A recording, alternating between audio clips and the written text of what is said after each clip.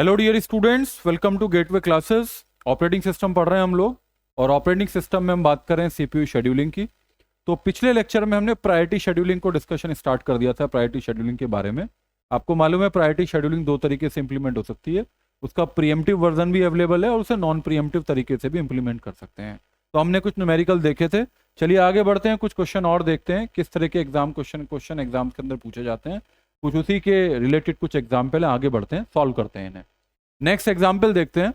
Consider the following 7 processes with the associated priority number, arrival time and CPU burst time. Process given है आपको, process P1, P2, P3, P4। Priority number भी given है 10, 20, 30, 40। Arrival time 0 unit of time, 1 unit of time, 2 unit of time, 4 unit of time and CPU burst time is also given, that is 5, 4, 2, 1। क्या करना है? Following दी pre-emptive priority scheduling. कौन सी algorithm है? Pre-emptive करना है हमें। प्रीएम्प्टिव और नॉन प्रीएम्प्टिव आप अच्छे समझते हैं अब, क्योंकि आपने जब FCFS किया था उसके बाद आपने SJF किया, तो आपको बिल्कुल अच्छे से मालूम है कि what do you mean by preemptive and what is the meaning of non preemptive scheduling algorithm. ठीक है, तो calculate average turn around time निकालना है, एवरेज वेटिंग टाइम निकालना है, and we have to calculate the response time also, because this is preemptive. If it is non preemptive then the response time will be equal to the average waiting time, average response time will be equal to average waiting time, but it is preemptive, तो preemptive में different आएगा। Assume higher the priority number, higher the priority. अगर priority number बड़ा है तो इसका मतलब priority बड़ी है। ये बात आपको ध्यान रखनी है, हर एक क्वेश्चन में आपको पढ़ना है, क्वेश्चन को पढ़ के ही सॉल्व करना है। तो चलिए सॉल्व करते हैं। Consider the following Gantt chart for pre-emptive priority scheduling. तो सबसे पहले हम गैंट चार्ट बनाते हैं। गैंट चार्ट के लिए एक ये मैं बॉक्स ले लेता हूं। सबसे पहले हमें कलर चेंज कर लेता हूं। This is yellow, this is Gantt chart will be like this, and initially कहाँ पे होंगे? We will start with 0। तो सबसे पहले 0 अराइवल टाइम पे कौन आएगा? P1 आएगा। तो जब 0 अराइवल टाइम है तो क्या प्रायोरिटी हम चेक करें? कोई मीनिंग नहीं है, क्योंकि एक ही प्रोसेस जो है रेडी क्यू में है, तो जो एक ही प्रोसेस है उसी की प्रायोरिटी सबसे हाई है। तो प्रायोरिटी भले ही उसका 10 है, क्योंकि अगर हम इस क्वेश्चन की बात करें तो assume higher the priority number, higher the priority, higher the priority number यानी कि 10, 20, 30, 40, हायर दी प्रायोरिटी। सबसे ज्यादा प्रायोरिटी हाई किसकी होगी? 40 की होगी। लेकिन रेडी क्यू में अभी एक ही प्रोसेस है, एक ही प्रोसेस आ रहा है टाइम 0 पे, तो मैं इसे एक एग्जीक्यूट करता हूं सबसे पहले। तो 5 - 1 इक्वल्स टू, मैं एक के लिए इसे एग्जीक्यूट करता हूँ 4। ये आपको नहीं दिखाई दे रहा होगा येलो में, तो मैं इसको ब्लैक से लिख देता हूँ 5, या मैं ये रेड से कर लेता हूँ सब। तो 5 - 1 इक्वल्स टू इट इज 4। तो मैंने एक चलाया, this is P1 for 1 unit of time. ठीक है, अब जैसे ही 1 यूनिट ऑफ टाइम पे आ गया, अब टाइम कितना हो गया? 1 हो गया। तो 1 पे एक प्रोसेस और आ गया रेडी क्यू में, वो है उसकी प्रायोरिटी 20, तो इससे हाई है प्रायोरिटी। तो अब किसे एग्जीक्यूट करेंगे? कंटेक्स्ट स्विच होगा, वो बाहर आएगा, P2 को एग्जीक्यूट करेंगे। तो P2 एग्जीक्यूट होगा फॉर 1 यूनिट ऑफ टाइम। तो ये कितना हो गया? 4 - 1 इक्वल्स टू कितना हो गया? 3 हो गया। ठीक है, चलिए आगे बढ़ते हैं। टाइम 2 पे आ गए हम। टाइम 2 पे एक प्रोसेस आ चुका है, P3 है वो प्रोसेस। उसकी प्रायोरिटी क्या है? हम तीनों की प्रायोरिटी चेक करो, 10, 20, 30। हायर प्रायोरिटी किसकी है? P3 की हायर प्रायोरिटी है, तो P3 का चांस आएगा। तो एक 1 यूनिट ऑफ टाइम पे मैं इसे रन करूंगा। P3 1 यूनिट ऑफ टाइम का मतलब 2, 1 कितना हो जाएगा? 3 हो जाएगा।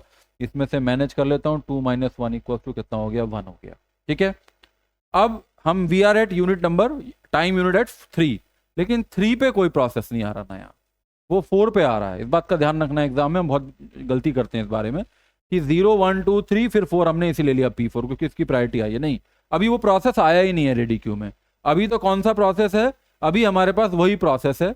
कौन कौन से प्रोसेस है? P1, P2, P3 है, और P1, P2, P3 में सबसे हाई प्रायोरिटी किसकी है? P3 की है। तो ये एक और एग्जीक्यूट होगा 1 यूनिट ऑफ टाइम के लिए। तो ये कितना हो गया? 3 से ये 4 हो गया, और ये -1 इक्वल्स टू ये 0 हो गया। ये पूरा एग्जीक्यूट हो चुका है, it is complete now, completed. अब 4 पे आ गए, तो 4 पे आ गए तो एक प्रोसेस P4 आ गया, और उसका यूनिट ये कितना है?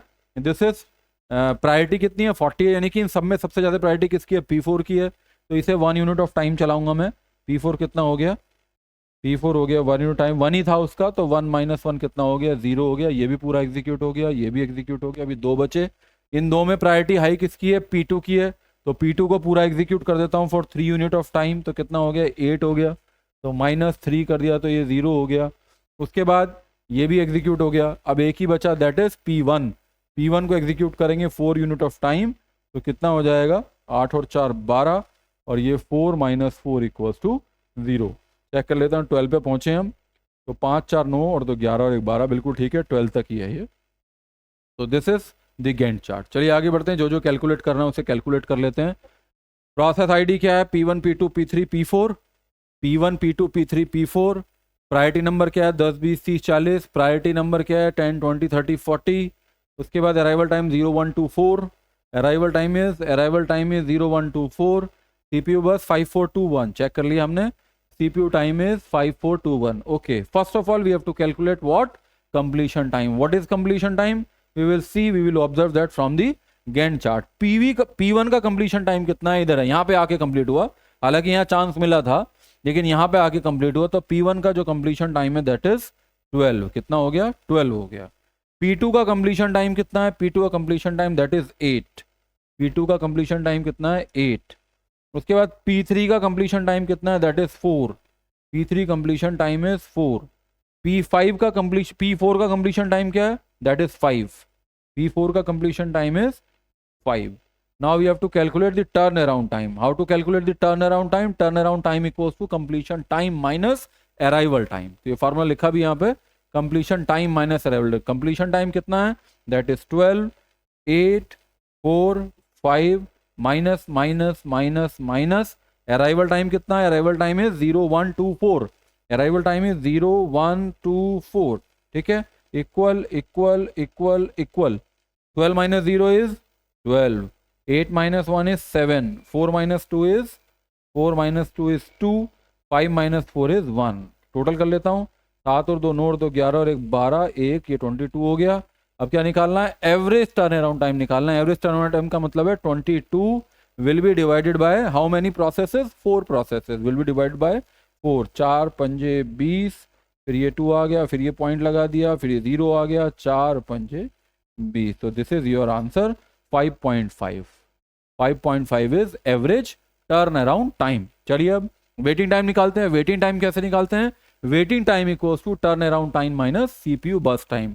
तो what is turn around time, वो मैं लिख लेता हूँ, कलर एक बार चेंज कर लेता हूँ, इजी बिल्कुल स्पेसिफिकली दिखाई देगा। तो सबसे पहले 12 हो गया, फिर वो 8 हो गया, कितना turn around time, sorry what is turn around time, turn around time is 12, that is 7 2 and 1 minus what is CPU bus time, CPU bus time is 5 4 2 1, 5 4 2 1 equal 5 minus 12 minus 5 is 7, 7 minus 4 is 3, 2 minus 2 is 0, 1 minus 1 is 0, 7 3 10। तो किससे divide करूं 10 को, 10 will be divided by number of processes, that is number of processes is 4। तो 4 दूनी 8, फिर 2.0, 4 पंजे 20। This is your average waiting time is 2.5। This is your answer. Response time भी कहा है निकालने के लिए, रेस्पॉन्स टाइम भी कहा है, बिल्कुल रेस्पॉन्स टाइम भी क्या है, रेस्पॉन्स टाइम कैसे निकालेंगे, first time CPU allocation minus arrival time. सबसे पहली बार CPU कब मिला, P1 को 0 पे मिला, पहली बार कब मिला, P1 को 0 पे मिला, 0 पे मिला। P2 को कब मिला, P2 को 1 पे मिला, P2 को कब मिला 1 पे मिला। माइनस P3 को कब मिला 2 पे मिला, P3 को कब मिला 2 पे मिला। और P4 को कब मिला 4 पे मिला, P4 को CPU एलोकेशन हुआ 4 पे, minus minus minus minus arrival time, arrival time is 0 1 2 4, 0 1 2 4 equal 0 equal to 0, 2 minus 2 0, 4 minus 2, यानी कि एवरेज वेटिंग टाइम और waiting time is 0। This is answer. ठीक है, तो इस तरीके से आपको क्वेश्चंस को सॉल्व करना, यही सब पूछा था। लेकिन इस बात का ध्यान रखिएगा, इसके नीचे ये जरूर लिखिएगा turn around time equals to 5.5, average waiting time जो पूछा है वो लिखिए 2.5, और रेस्पॉन्स टाइम इज 0। आंसर उसी को देखा जाएगा, उस पर आपको मार्क्स मिलेंगे। ठीक है, चलिए आगे बढ़ते हैं और देखते हैं क्वेश्चन। ये नेक्स्ट क्वेश्चन देखते हैं। Consider the following 7 processes, it is not 7, it is 5, sorry, this is 5. Consider the following 5 processes with the associated priority number arrival time in CPU burst time P1 P2 P3 P4 priority number is 2 3 4 5 5 arrival 0 1 2 3 4 CPU bus is 4 3 1 5 2 following the preemptive priority scheduling preemptive है देख लीजिए calculate average turn around time average waiting time and average response time तीनों बात निकालनी है और assume higher number represent the higher priority बड़ा number बड़ी प्रायोरिटी यानी कि सबसे ज्यादा प्रायोरिटी किसकी है 5 की है फिर 4 की है फिर 3 की है फिर 2 की है सबसे कम किसकी है 2 की है। तो चलिए बनाते हैं गैंट चार्ट बनाते हैं।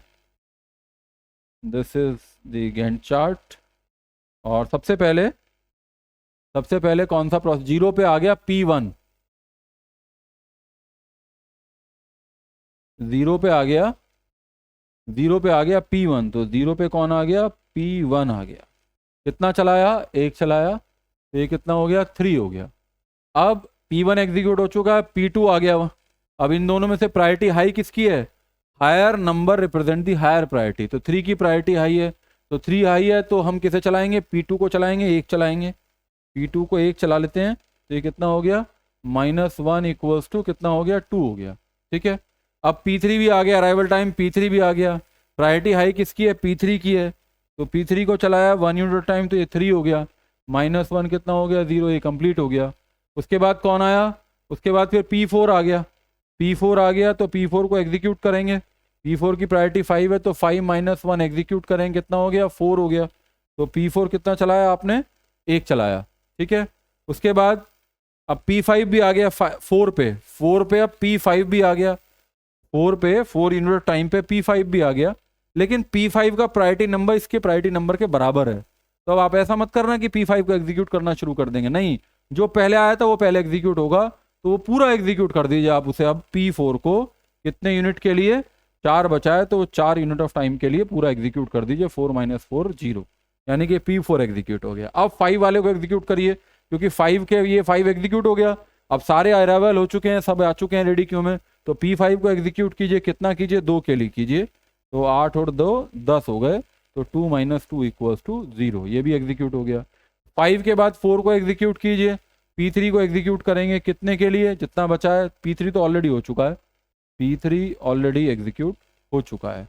P2 को एग्जीक्यूट कीजिए कितना चाहिए 2 चाहिए तो P2 को कीजिए 10 और 2 12 हो गया तो -2 इक्वल्स टू 0 हो गया। फिर अब P1 को एग्जीक्यूट कीजिए 3 यूनिट ऑफ टाइम के लिए P1 को 3 यानी कि 12 और 3 15 हो गया 15 ये 4 3 7 5 12 तो 14 1 15 बिल्कुल ठीक है। तो this is the Gantt chart. Solve करते हैं आगे। प्रोसेस P1 से P5 तक प्रायोरिटी क्या है 2 3 4 5 5 2 3 4 5 5 0 1 2 3 4 अराइवल 0 1 2 3 4 अराइवल और 4 3 1 5 2 क्या है 4 3 1 5 2 इसका CPU बर्स्ट है। कंप्लीशन टाइम निकालिए P1 का कंप्लीशन टाइम कब है P1 का कंप्लीशन टाइम 15 है P1 का कंप्लीशन टाइम 15 है। P2 का कंप्लीशन टाइम कितना है 12 है P2 का कंप्लीशन टाइम 12 है। उसके बाद P3 का कंप्लीशन टाइम कितना है 3 है P3 का कंप्लीशन टाइम कितना है 3 है। P4 का कंप्लीशन टाइम कितना है P4 का 8 है P4 का कंप्लीशन टाइम कितना है 8 है और P5 का कंप्लीशन टाइम कितना है 10 है P5 का कंप्लीशन टाइम कितना है 10 है। कंप्लीशन टाइम कैलकुलेट कर चुके हैं। इसके बाद क्या निकालना है turn around time which is equal to completion time minus arrival time. Completion time लिख लेता हूँ this is 15 12 3 8 10 minus minus minus minus minus arrival time कितना है अराइवल टाइम है 0 1 2 3 4 0 1 2 3 4 equal to 5 15 minus 0 is 15 12 minus 1 is 11 3 minus 2 is 1 8 minus 3 is कितने हो गए 5 और 10 माइनस 4 इज 6। टोटल कर लेता हूँ 5 1 6 7 5 12 6 18 1 2 3 3 आ गया 38 को डिवाइड करूंगा नंबर ऑफ प्रोसेसेस से 5 तो 5 7 35 कितना बचा 3 5 6 सॉरी 0.5 30 तो कितना हो गया this is 7.6। This is first we have calculated the turn around time. Now we have to calculate waiting time is equals to turn around time minus CPU burst time. Turn around time कितना है 15 11 156 15 11 156 minus minus minus minus minus CPU burst time 4 3 1 5 2 4 3 1 5 2, 4 3 1 5 2, 15 minus 4 कितना हो गया 11, कितना हो गया 8 0 0, कितना हो गया 4 हो गया, टोटल कर देते हैं 8 1 9 और 4 13 1 2 23, 23 will be divided by number of processes, number of processes is 5, तो 5 और 20 और 3.05 छग 30, तो कितना आ गया ये 4.6, this is second answer, that is average waiting time. Response time first time CPU allocation minus first time CPU allocation minus arrival time. तो सबसे पहले P1 को कब मिला 0 पे मिला चांस, P1 को कब मिला 0 पे मिला, P2 को कब मिला 1 पे मिला, P2 को मिला 1 पे, P3 को कब मिला 2 पे मिला चांस, फिर उसके बाद P4 को कब मिला 3 पे मिला, P4 को मिला 3 पे, P5 को कब मिला, P5 को मिला 8 पे जाके, रेस्पॉन्स कब मिला 8 पे मिला P5 को।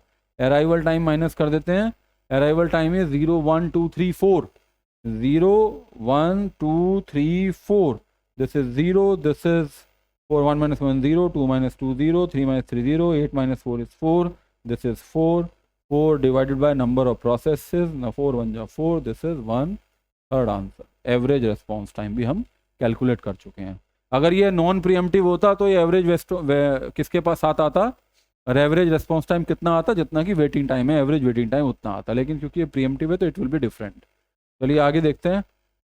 Consider the following 7 process, this is wrong, from 5 processes with the associated priority number, arrival time in CPU P1 P2 P3 P4 P5 2 0 3 1 4 0 5 12 2 9 11 28 2 10 16, it was asked in GATE 2017। ठीक है, एक दो क्वेश्चन में हमेशा कोशिश कर रहा हूँ कि कुछ कई बार नया क्वेश्चन आ जाता है, तो नया वो जनरली कहाँ से उठाते हैं, गेट से उठाते हैं।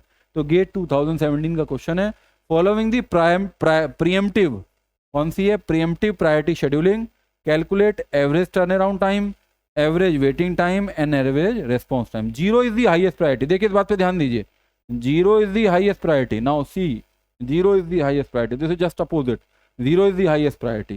तो गैंट चार्ट बनाते हैं। सबसे पहले हम बनाते हैं गैंट चार्ट, और गैंट चार्ट में सबसे पहले 0 अराइवल टाइम किसका है, 0 है P1 का। देखिए 0 के बाद 2 पे आ रहा है तो 2 चला सकता हूँ, 0 पे बाद 1 पे नहीं आ रहा तो इसमें 2 चला सकता हूँ। थोड़ा सा आप समझने लगे हम लोग, अराइवल टाइम कितना है 0 है, और 0 के बाद कब आ रहा है वो 2 पे आ रहा है, उससे पहले कोई प्रोसेस ही नहीं है, तो इसमें 2 चला देता हूँ। 11 माइनस 2 कितना हो गया, दैट इज 9, तो मैं इसको 2 रन कर देता हूँ, दिस इज P1। ठीक है, अब 2 पे ये वाला प्रोसेस भी आ गया P4। अब देखिए प्रायोरिटी किसकी हाई है, इसकी 2 प्रायोरिटी थी, इसकी 1 प्रायोरिटी है, तो प्रायोरिटी किसकी हाई है 1 की, क्योंकि ये कह रहा है 0 इज द हाईएस्ट, तो 2 और 1 में कौन है, ये दिस 1 इज हाईएस्ट। तो कितना मैं रन करूंगा, 2 के बाद सीधा 5 पे आ रहा है, देखिए 2 के बाद प्रोसेस सीधा 5 पे आ रहा है, तो 3 चला सकता हूँ इसे, तो 10 माइनस 3 कितना हो गया 7 हो गया, तो P4 को मैं रन करा देता हूँ, तो 3 और 2 5, तो 5 पे आ गया मैं। अब देखिए 5 पे एक प्रोसेस और आ गया, इसकी प्रायोरिटी कितनी है 0 है, बाकी की कितनी थी 1 और 2 थी, तो बिल्कुल हाई प्रायोरिटी किसकी हो गई, इसकी हो गई 0 की। तो ये कितने पे आ रहा है 5 पे, 5 के बाद सीधा 9 पे आ रहा है, देखिए तो 5 4 इसे चला सकता हूँ मैं, 28 minus 4 equals to that is 24, तो मैं इसको 4 चला सकता हूँ। कौन सा चलाया मैंने, P2 चलाया, कितना 4 के लिए, तो इट विल बिकम 9। अब देखिए 9 पे P5 भी आ गया, P5 आ गया, प्रायोरिटी कितनी है 4 है, तो प्रायोरिटी किसकी हाई है, प्रायोरिटी अभी भी 2 0 1 4 में से 0 की आई है, तो विल रन 0। 12 पे आ रहा है अगला प्रोसेस, तो कितना चला सकता हूँ, तो 3 और चला दूं इसको, तो 24 माइनस 3 कितना हो गया 21 हो गया।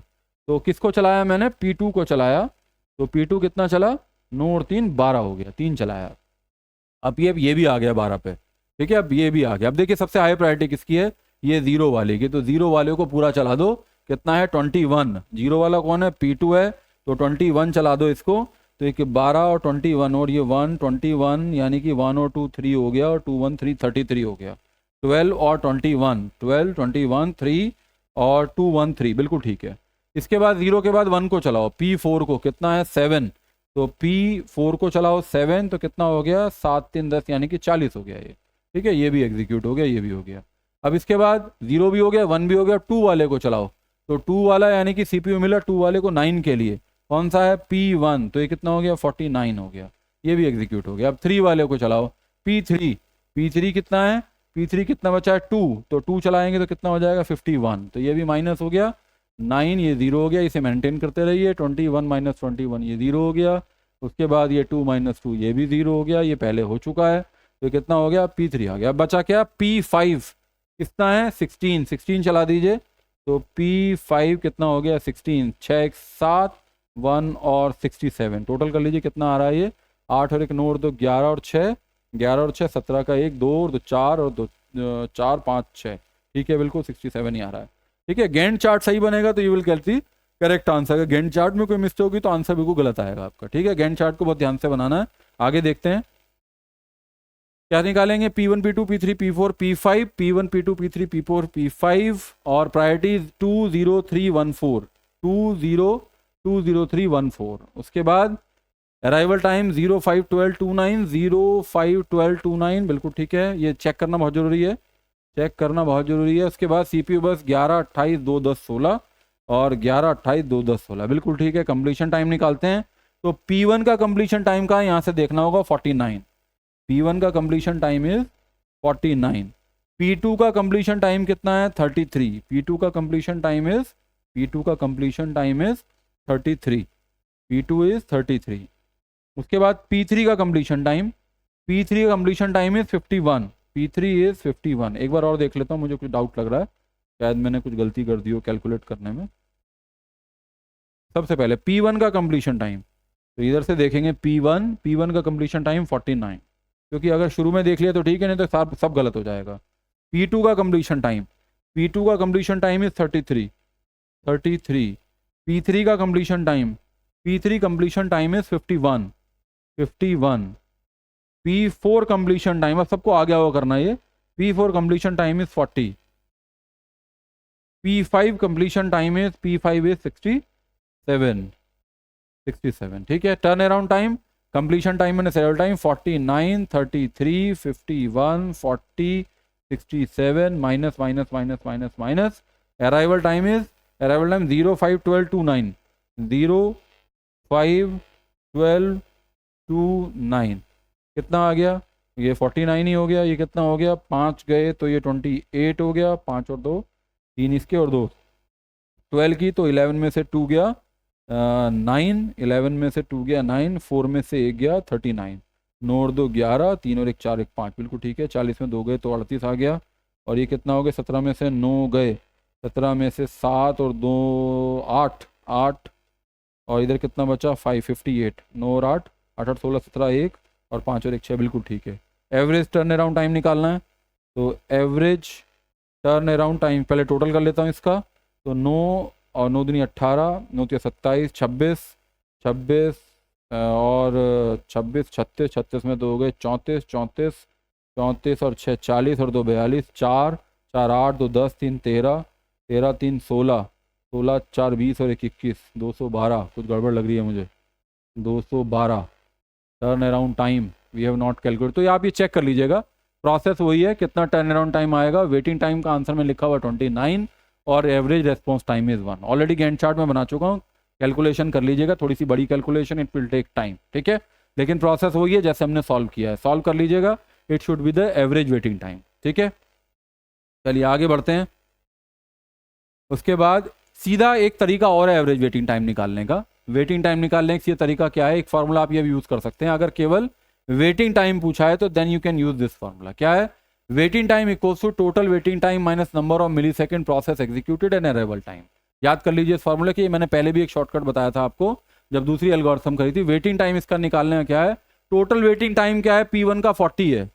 टोटल वेटिंग टाइम कितना है P1 का, P1 का टोटल वेटिंग टाइम कितना है 40 है, बिल्कुल ठीक बनाया गेट चार्ट। P1 का कितना है 40 है, ठीक है 40 लिख दिया मैंने यहाँ पे। ये फिर number of millisecond process execute, कितनी देर के लिए एग्जीक्यूट हुआ उस 40 में, उस 40 में वो P1 कितनी देर के लिए एग्जीक्यूट हुआ, वो 2 के लिए एग्जीक्यूट हुआ।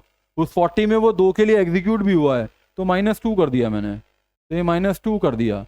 और फिर arrival time, arrival time P1 का कितना है, P1 का अराइवल टाइम कितना है 0 है। ठीक है, तो इसको कैलकुलेट करके लिखेंगे 38 आ गया। P2 का देखो, P2 का सबसे पहले क्या लिखता है, टोटल वेटिंग टाइम P2 का, P2 का टोटल वेटिंग टाइम कितना है, P2 को देखिए P2 यहाँ है, वेटिंग टाइम 12 है, 12 में वो खुद कितना है 12 पहले 12 लिख लिया, वेटिंग टाइम कितना लिख लिया पहले, time for P2, okay okay okay, wait wait wait, P2 को कितना वेट करना है, तो टोटल ही है P2, तो ये टोटल कितना हो गया, ये टोटल P2 ही है ना, P2 ही चल रहा है, तो P2 को यहाँ कितना वेट करना पड़ा 5, और इसमें P2 कितना है, इसमें P2 0 है, तो 5 minus 0 minus arrival time, 5 minus 0 minus arrival time कितना है P2 का, P2 का अराइवल टाइम है 0, तो माइनस क्या कर दिया, 0 कर दिया, कैलकुलेट कर लीजिएगा। P3 को देखते हैं, P3 कहाँ पे है, P3 को 49 का वेट करना पड़ा, और उसमें से P3 कुछ है, कुछ नहीं है, 0, 49 minus 0 minus arrival time, 49 minus 0 minus arrival time is, arrival time P3 is 12, ठीक है, तो ये भी सही है, कैलकुलेट कर लेंगे। उसके बाद देखिए P4 को देखते हैं,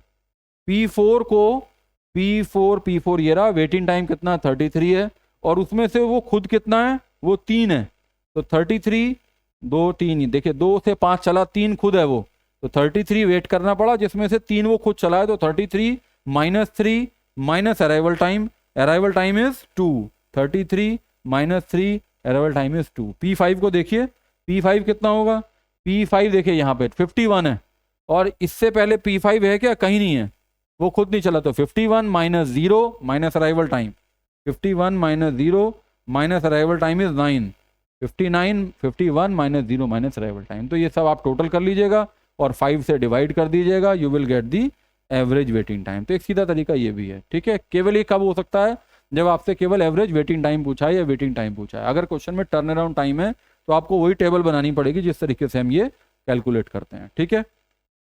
चलिए आगे बढ़ते हैं। Consider the following 5 processes with the associated priority number, तो एक P1 P2 P3 P4 P5, priority number 2 3 4 5 5, 0 1 2 3 5 5 4 1 3 1 5 5। अब मैं इसका गैंट चार्ट बनाता हूं। क्या कह रहे हैं, नॉन प्रीएम्प्टिव, ध्यान दीजिए, this is non pre-emptive, this is not pre-emptive. Non pre-emptive है, एवरेज टर्न अराउंड टाइम का निकालना है और एवरेज वेटिंग टाइम निकालना है, और higher number represent the higher priority, यानी कि सबसे ज्यादा प्रायोरिटी किसकी है, 5 की है। तो चलिए बनाते हैं, सबसे पहले हम गैंट चार्ट बनाते हैं। उसके बाद 0 पे कौन आया, 0 पे एक ही प्रोसेस है P1, और ये कैसा है, नॉन प्रीएम्प्टिव है। नॉन प्रीएम्प्टिव में क्या होता है, एक बार CPU एलोकेशन हो गया तो उस प्रोसेस से दूसरा प्रोसेस भले ही रेडी क्यू में हायर प्रायोरिटी का आ जाए, वो उससे उसका CPU नहीं ले सकता है, उसे बीच में प्रीएम्प्ट नहीं कर सकता, रोक नहीं सकता, स्टॉप नहीं कर सकता है।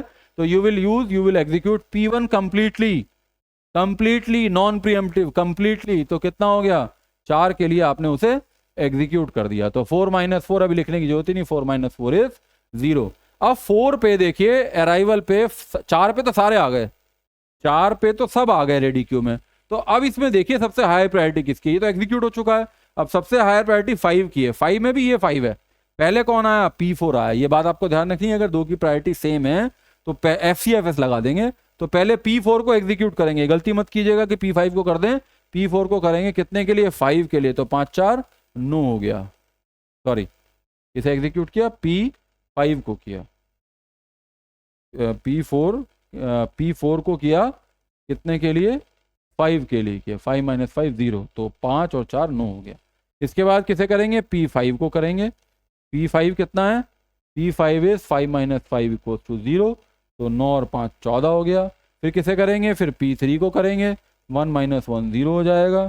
तो ये P3 को करेंगे तो ये 1 माइनस 1 यानी कि 15 हो गया। इसके बाद किसे करेंगे, P2 को करेंगे, 3 माइनस 3 इक्वल्स टू 0। फिर किसे करेंगे, P2 को, तो कितना हो जाएगा, 15 और 3 18, 18 है ये, चेक कर लेते, 4 3 7 और 10 17 और 1 18, बिल्कुल ठीक है। तो ये 18 हो गया, ठीक है। गैंट चार्ट मैंने बना दिया, अब ये सब आपको कैलकुलेट करना है। आंसर मैंने ऑलरेडी 10 और 6.4 लिखा हुआ है, जिसको आप कैलकुलेट कर लीजिएगा, ठीक है। लिमिटेशन क्या है, लिमिटेशन है, सबसे पहली बात तो यही है कि इनडेफिनिट ब्लॉकिंग, जिसे हम स्टारवेशन कहते हैं, वो प्रॉब्लम है। अगर हायर प्रायोरिटी प्रोसेस आते जा रहे हैं, लोअर प्रायोरिटी प्रोसेस को कभी चांस ही नहीं मिल रहा है, तो ये एक प्रॉब्लम है कि लोअर प्रायोरिटी प्रोसेस को कभी चांस नहीं मिलेगा, तो वो स्टार हो जाएंगे, यानी कि वो इनडेफिनिट रूप से इनडेफिनिट ब्लॉकिंग में आ जाएंगे, स्टार हो जाएंगे। इस प्रॉब्लम को बोलते हैं स्टारवेशन, उनको कभी चांस मिलेगा ही नहीं। क्या सोल्यूशन है, एजिंग स्टारवेशन का एक सोल्यूशन है कि कुछ समय बाद आप उनकी प्रायोरिटी को एज बढ़ाओ, प्रायोरिटी को बढ़ाओ। प्रायोरिटी बढ़ाइए आप उसकी, तो जैसे 15 मिनट के बाद कुछ प्रायोरिटी बढ़ाइए 20 में, यानी कि उन्हें भी कभी ना कभी चांस मिले जब उनकी प्रायोरिटी ज़्यादा हो जाएगी। तो ये यहाँ पे लिखा हुआ है, क्या है पढ़ देता हूँ मैं एक बार। A major drawback with priority scheduling algorithm is indefinite blocking और स्टारवेशन। प्रॉब्लम क्या है? Starvation. A process that is ready to run but waiting to the CPU is consider block. Priority low होने की वजह से, हाई प्रायोरिटी प्रोसेस आने की वजह से रेडी तो है लेकिन वेटिंग स्टेट में चला जाता है, उसे कभी चांस नहीं मिलता है, सीपीयू उसे एलोकेट नहीं होता है। A priority scheduling algorithm can leave some low priority process waiting indefinite. जिनकी प्रायोरिटी कम है वो इंडेफिनेटली वेट करते रहते हैं। In a heavily loaded computer system a steady stream of higher priority process can prevent a low priority process from even getting the ever getting the CPU. यानी कि high priority process आते जा रहे हैं, low priority वालों को कभी भी चांस नहीं मिल रहा है सीपीयू का। सोल्यूशन क्या है? Solution definite blocking of low priority process is aging. Aging is the famous, जैसे गेट में पूछा जाएगा what is the solution of starvation, you will say aging. What is aging? Aging is a technique of gradually increasing the priority of processes. उन process की priority बढ़ाओ धीरे धीरे करके, that wait in the system for a long time, जो बहुत समय से सीपीयू के लिए सिस्टम में वेट कर रहे हैं कि उनकी प्रायोरिटी कभी हाई होगी और तब उन्हें सीपीयू मिलेगा। तो ये स्टारवेशन का सोल्यूशन है। For example, increase the priority of waiting process by 1 every 15 second. ऐसा कोई लॉजिक लगा लीजिए कि 15 सेकेंड बाद हर एक प्रोसेस की एक प्रायोरिटी बढ़ाएंगे, तो एक समय ऐसा आएगा कि जिनकी प्रायोरिटी लो है उन्हें भी फ्यूचर में एग्जीक्यूट होने का चांस मिलेगा। इस तरीके से हम इनडेफिनेट ब्लॉकिंग की प्रॉब्लम जो है, स्टारवेशन जो कहलाती है, उससे हम दूर हो सकते हैं। कौन सा तरीका है? This is the solution, ageing. ठीक है, क्वेश्चन देख लेते हैं क्या पूछा गया है AKTU में। For the following processes draw grand chart to the illustrate the execution. 2022-23 में 10 नंबर का क्वेश्चन आया, बिल्कुल लास्ट ईयर, जिसमें प्रीएम्प्टिव प्रायोरिटी शेड्यूलिंग भी पूछी है, 10 नंबर में नॉन प्रीएम्प्टिव भी पूछा है। क्या निकालने को कहा है? Average waiting time and average turn around time. यानी कि टर्न अराउंड टाइम पूछा है, तो पहले कंप्लीशन टाइम, फिर टर्न अराउंड टाइम, फिर एवरेज टर्न अराउंड टाइम, फिर वेटिंग टाइम, फिर average waiting time. Response time नहीं पूछा है। ध्यान रखिएगा, larger priority number has the higher priority. जिसका नंबर बड़ा है, प्रायोरिटी नंबर जिसका बड़ा है, उसकी हाई प्रायोरिटी है। सब चीजें आपके पास गिवन है। यहाँ पे हम P1 P2 P3 P4 लिखते थे, इन्होंने ABCD लिखा है। अराइवल टाइम देखिए 0 2 2 4, 0 के बाद 1 पे कोई नहीं आया, 2 पे एक साथ 2 आ गए हैं, फिर प्रायोरिटी चेक होगी। अगर 2 एक साथ आ रहे हैं तो कौन सा एग्जीक्यूट होगा? जिसकी प्रायोरिटी हाई होगी, फिर ये 4 हो गया। ठीक है, तो 22-23 में 10 नंबर का ये क्वेश्चन पूछा गया है। तो इसी तरह के क्वेश्चन प्रायोरिटी शेड्यूलिंग से पूछे जा सकते हैं, और जैसे 22-23 में पूछा है तो उम्मीद है कि ये 23-24 में भी इस तरह क्वेश्चन पूछा जा सकता है। ठीक है, तो we have completed about the discussion about the priority, which is in form of non-preemptive as well as preemptive. We have seen the gate questions, we have seen the previously asked question of AKTU. Now we will discuss our next scheduling algorithm, second last scheduling algorithm, क्योंकि इसके बाद 2 और बची हैं, उन्हें एक ही मानते हैं। एक तो मल्टी लेवल क्यू शेड्यूलिंग, एक multi level Q feedback queue scheduling. ठीक है, तो ये न्यूमेरिकल तो लास्ट यही बचा है, राउंड रॉबिन शेड्यूलिंग। इसके बारे में हम नेक्स्ट लेक्चर में बात करेंगे। ठीक है, तो thank you very much, all the very best.